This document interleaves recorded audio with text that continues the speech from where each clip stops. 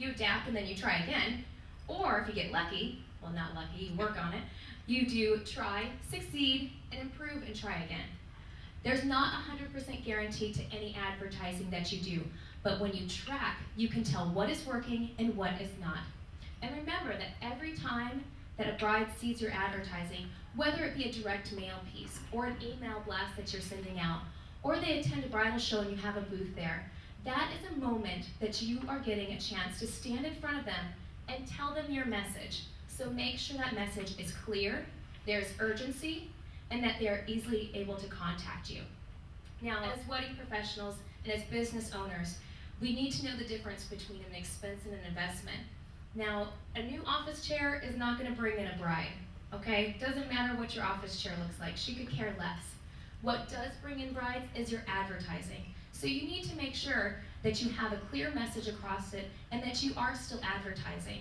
Now, one of the things they did mention to us at the Wedding MBAs is because of the recession, brides are actually more actively looking at your advertising. And the reason why is because they're worried. If they don't see you advertising, they actually wonder, will you be there on their wedding day? So think about that when you are looking at your advertising. You may want to cut things down, and that's fine. You might need to budget different, but make sure you still have a presence for them. So now that I've talked about bringing in the brides, and don't worry, I'm going to share with you guys some easy ways that you can do some investing into your advertising that they'll be very easy and cost effective for you. But now that you know how to bring them in, let's show where the brides are. Now, first off, there are lots of different statistics that they shared with us at the Wedding MBA, but one of them that I found very interesting is what brides use to actually plan their wedding. The first one at 90 or 89% was friends and family, which is great because that's your word of mouth business. But next, you see that 77% is online resources. Now you can kind of imagine when a girl gets engaged and she goes and tells her boss, they're probably like, oh shoot. Because you know that every time they're sitting on their computer, they've got that Excel spreadsheet sitting there, just waiting for the moment that they walk around the computer so they can pop it up over your website so like they weren't trying to book your services, okay?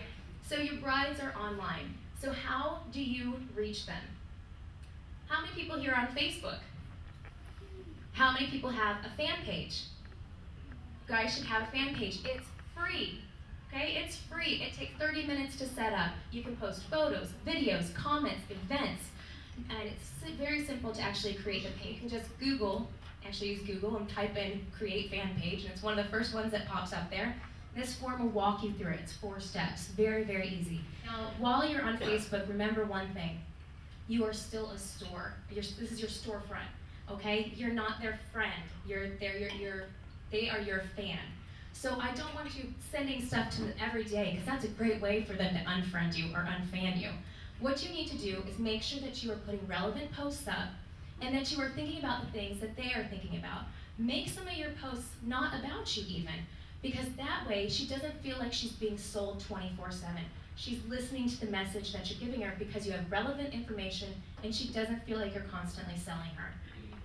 Now, next place that you can go is YouTube. There's 82.5 million people who are on YouTube. It's also free, great for your budget, right?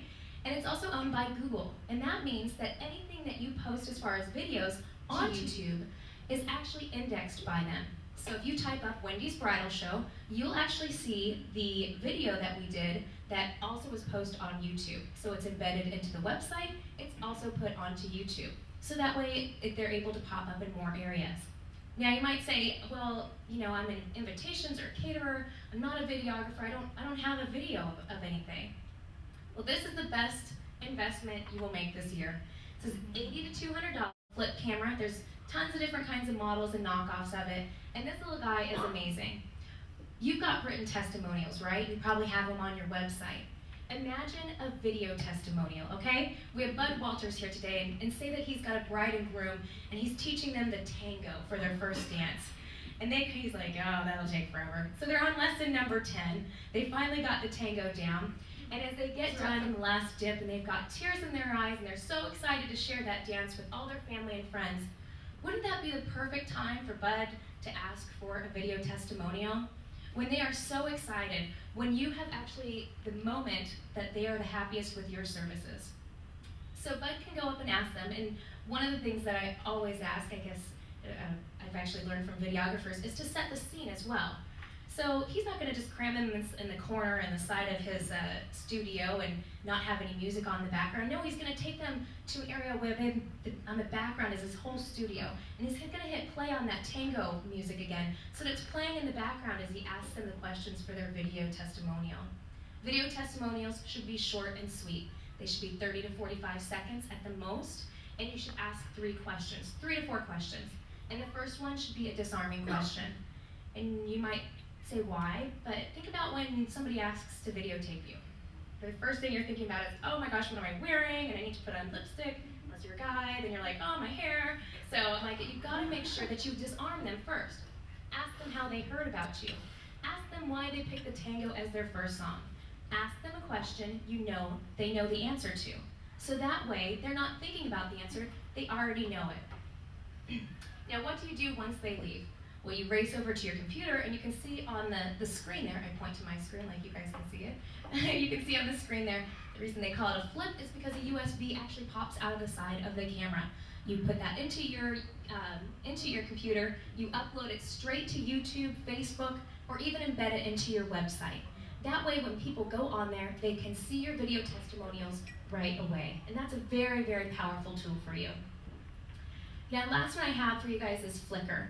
Now, Flickr.com is great for photographers, reception halls, and even invitations. Anybody that has, like I said before, even though it's a product that you're putting on there, but you're gonna get out your name. Now, you'll notice on there, the red box, that's on Flickr when I put in fall bouquets. And when I went to go check the Google Images, again, it popped up on the first one. Now, those people didn't have to submit anything to Google. It automatically indexes Flickr. So another great way to get your information out there. Now, how many people in here like social networking? Ever hear that? I don't like it. I'll be honest, and I work in a very big computer field. I don't even like some of it. Twitter just bugs me to death, but you know what? It doesn't matter. The brides like it, okay? So let's not sit there and figure out why they like it. What we need to do is embrace the fact that they do. We are in a very, very progressive technology age. People have iPhones, GoToMeeting. They have the thumb scanners at the grocery store, which totally creep me out. But you know what? People use that, okay? And every single day, the things are getting faster and faster for them. So these social networking sites are actually ways that the brides feel connected to their friends, family, and the things that are important to them. So you don't have to like it, but you do need to realize it, and you do need to embrace it. And if you don't like doing it, that's fine. Put somebody else in your office in charge of it. How about that? Give them the ability to do the social networking. And you can just make sure that you check over the work before they post it. It's a good key, because if you put somebody young in charge of it, they could be posting all sorts of stuff. So make sure you do watch over what is being posted. Now, that's a very inexpensive and powerful tool that you guys can use to reach your brides. So next we're going to look, and I know that I'm ending up on time. So actually, I'm just going to quickly go over the next two slides. And like I said, all of this stuff is going to be online and available to you. So please, I'll actually show you at the end how you can download it. But the next part is your bridal appointment makeover. Now, I know that pretty much everybody here knows that during their consultations, you've got to make sure the decision maker is there. Because there is nothing worse than going through an hour presentation and finding out that they need to go talk to their parents. So make sure you have that person there with you. Another one is make sure that you go to a comfortable place. One of the ones that they recommended the best, if you can do it with your service, is to actually take them to the place that they are having the wedding.